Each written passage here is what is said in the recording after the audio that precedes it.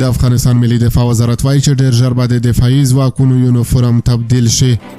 د افغانستان د ملي دفاع وزارت وایاند وایي چې د دفاعي ځواکونو د یونیفورم د بدلولو طرحه د وروستي کېدو په حال کې ده. د افغانستان ملي دفاع وزارت وایاند عنایت الله خوارزمي وایي تر اوسه د نوي یونیفورم د ویش بهیر نه دی پیل شوی او د نوي یونیفورم د ویش تر پیل به دفاعي ځواکونه پخوانی یونیفورم کاروي.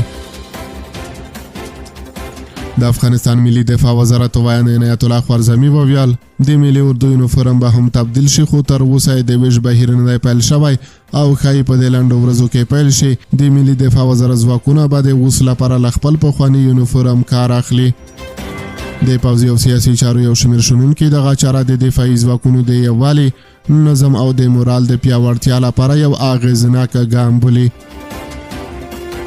د دغو شنونکو په باور پر ظاهري بدلون سربېره باید پر مسلکي روزنه، د ځواکونو پر سمبالښت او د تشکیلاتو پر ښه والي هم تمرکز وشي څو په دفاعي ادارو کې اصلاح د پایدونکې پایلې ولري. د سیاسي چارو شنونکی سرور نیازی په دې اړه وایي پوځي یونیفورم نه یوازې د اردو او پولیسو د ښکلا لامل کېږي بلکې د عسکري منصوبینو لپاره د نظم او ډیسپلین یو چوکاټ هم دی. د سیاسي چارو شنونکی فضل ممتاز وایي یوازینی څه چې د اردو او پولیسو مسؤلیت، اقتدار او ځواک ښیي هغه یونیفورم دی، له همدې امله یونیفورم باید تبدیل شي.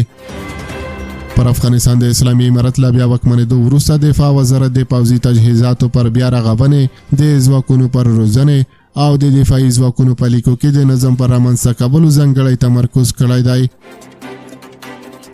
تر دې وړاندې هم دغه وزارت د لسګونو الوتکو، چورلکو او زرګونه پوځي موټرو د ترمیمولو خبر ورکړی و. هغه اقدام چې د هېواد د پوځي ځواکونو د مسلکي کولو د بهیر یوه برخه ګڼل کېږي.